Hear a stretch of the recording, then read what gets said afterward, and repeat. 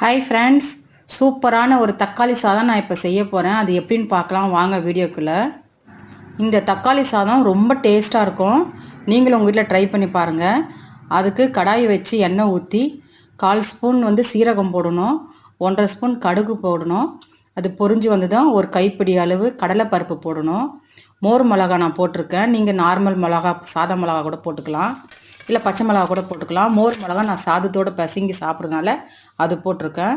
ஒரு கைப்பிடி அளவு கருவேப்பிலை அதையும் போட்டு நம்ம நல்லா ஃப்ரை பண்ணிக்கணும். 2 கைப்பிடி அளவு பூண்டு போட்டிருக்கேன். பூண்டு மட்டும் உங்களோட விருப்பம்தான், போட்டாலும் போடலாம், போடாமலும் பண்ணலாம். நான் எப்பவும் போடாமல் பண்ணுவேன், இந்த முறை போட வேண்டி இருந்ததுனால நான் பூண்டு போட்டிருக்கேன். இப்போ இதை நல்லா பொன்னிறமாக வதக்கி விடணும். தேவையான நம்மளுக்கு பெருங்காயம் எவ்வளவோ அவ்வளோ போட்டுக்கலாம். கட்டி பெருங்காயம் இருந்தாலும் போட்டுடலாம் எண்ணெயில் ஃபஸ்ட்டுலேயே. அப்புறம் 1 ஸ்பூன் மஞ்சத்தூள் போடலாம், 3 ஸ்பூன் ப்ளைன் சில்லி பவுட்ரு போடணும். போட்டு நல்லா இந்த நேரத்தில் கேஸ் ஸ்லோ பண்ணிடணும், ஏன்னா மிளகாத்தூள் கருகிடும்.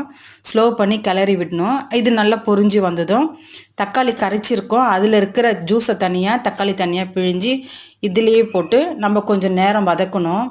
அது நல்லா வதங்கி வர அளவுக்கு நம்ம கிளறி விட்டுனே இருக்கணும்.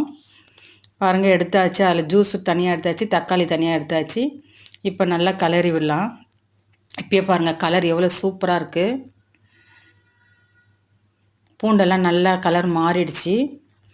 தேவையான அளவு உப்பும் போட்டுக்கலாம். உப்பு போட்டுட்டா இன்னும் கரைஞ்சிரும். மீதி இருக்க தக்காளி ஜூஸை போட்டு தக்காளி தொக்கில் இருக்க அந்த தண்ணி வத்துற அளவுக்கு நம்ம ஸ்லோவிலேயே வச்சு கிளறி விடணும். பாருங்கள், வத்திடுச்சு, எண்ணெய் திரண்டு வந்துடுச்சு. இப்போ கொத்தமல்லி தழை போட்டுக்கலாம். தக்காளி தொக்கு ரெடி ஆகிடுச்சு. இந்த மாதிரி எல்லாரும் செய்யலாம், புதுசாக சமைக்கிறவங்களும் செய்யலாம், பேச்சுலர் செய்யலாம். நம்ம நார்மலாக வீட்டில் இருக்கிறவங்களும் செஞ்சு வச்சு ஃப்ரிட்ஜில் வச்சு ஸ்டோர் பண்ணி நம்மளுக்கு எப்போ தேவையோ எடுத்து அப்போ கொஞ்சம் சூடு பண்ணி கிளறி சாப்பிடலாம். ரொம்ப டேஸ்ட்டாக இருக்கும். இது சைடிஷ் எது வேணாலும் நல்லாயிருக்கும். அப்பளம் நல்லாயிருக்கும், மாம்பழம் வச்சு சாப்பிட்லாம், வத்தல் வச்சு சாப்பிட்லாம், நம்ம விருப்பம்தான். பாருங்கள், சூப்பரான தக்காளி சாதம் ரெடி ஆகிடுச்சு. இதுக்கு முட்டை மசாலா நான் பண்ணியிருக்கேன். முட்டை மசாலா ரொம்ப சூப்பராக இருக்கும். நீங்களும் உங்கள் வீட்டில் ட்ரை பண்ணி பாருங்கள் ஃப்ரெண்ட்ஸ். Bye friends.